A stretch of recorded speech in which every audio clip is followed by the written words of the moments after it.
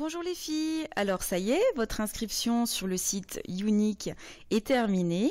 Maintenant, on va rendre les choses officielles. Alors, cette présentation vidéo concerne uniquement les filles qui se sont inscrites avec le statut VDI. Donc, pour être dans les clous d'un point de vue réglementaire, on va se connecter au site CFE URSSAF. On va arriver à la page d'accueil. Premièrement, profession libérale. Deuxièmement, association employeur non plus.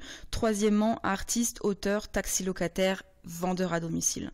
Donc pour celles qui ont choisi le statut VDI, ce sera bien vendeur à domicile VDI. On se rend ensuite dans la catégorie déclarer une formalité et on recherche la ligne vendeur à domicile qui se trouve en troisième position. Ensuite, on a le choix entre début d'activité, modification ou radiation. Donc là, on est bien dans un début d'activité. Et ensuite, vous aurez deux choix. Le premier choix, c'est de télédéclarer. On va donc avoir un formulaire à remplir avec vos informations personnelles. Vous devrez scanner une pièce d'identité de votre choix et envoyer donc le formulaire et la pièce d'identité par Internet. Le choix numéro 2, ça va être de remplir le formulaire en ligne.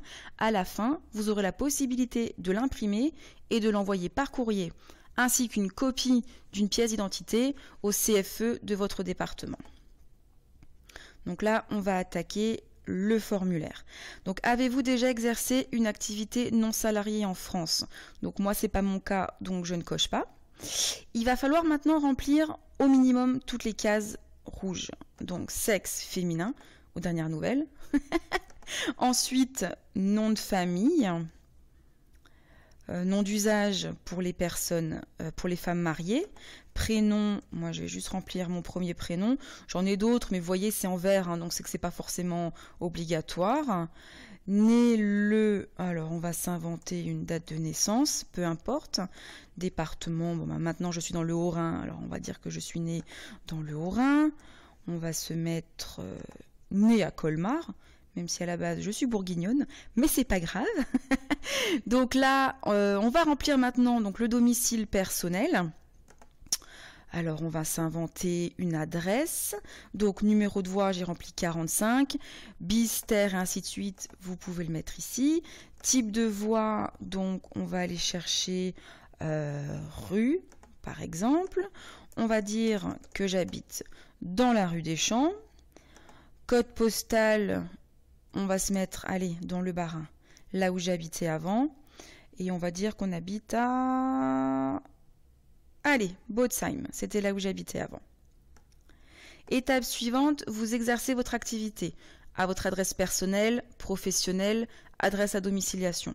Donc en ce qui me concerne, c'est adresse personnelle, donc je laisse cocher.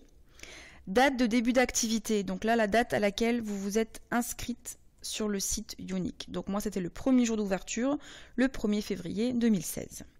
Indiquez l'activité la plus importante. Artiste, auteur, etc. Nous, on sera bien vendeur à domicile. L'ensemble des activités exercées, on laisse vendeur à domicile. Origine de l'activité, donc c'est bien une création. Déclaration de l'affectation du patrimoine. Donc option EIRL, je peux juste vous dire que le RL, c'est marqué au-dessus.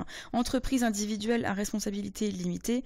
Ça, c'est dans le cas où vous avez des achats à faire en tant que VDI et si ça fait faillite, qu'on ait besoin d'aller chercher dans votre patrimoine pour rembourser vos dettes.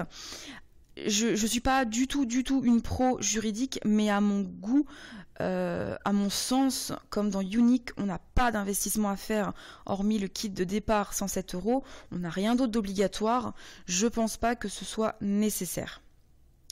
Ensuite, option fiscale, donc vous relevez du régime d'imposition. Donc avec le statut VDI, on est bien BNC. Donc BNC, régime spécial BNC, oui.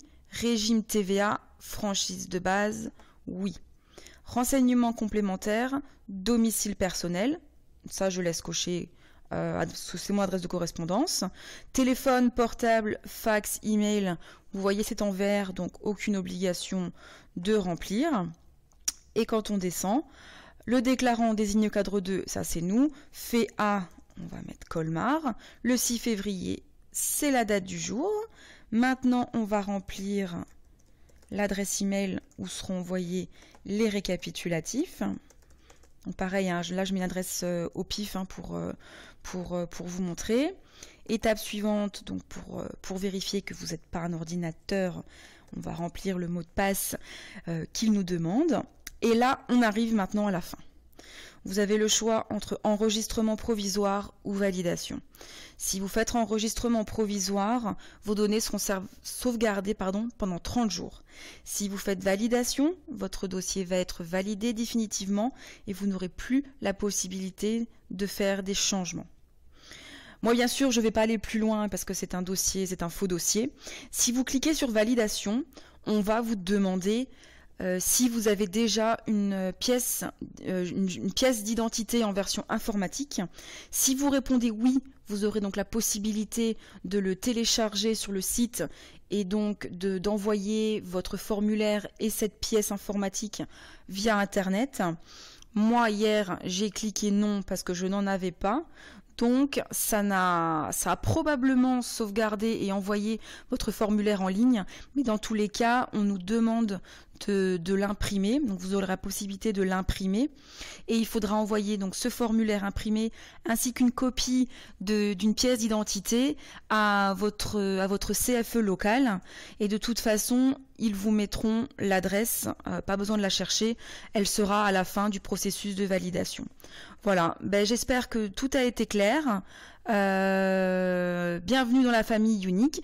Et maintenant, il n'y a plus qu'à. À bientôt!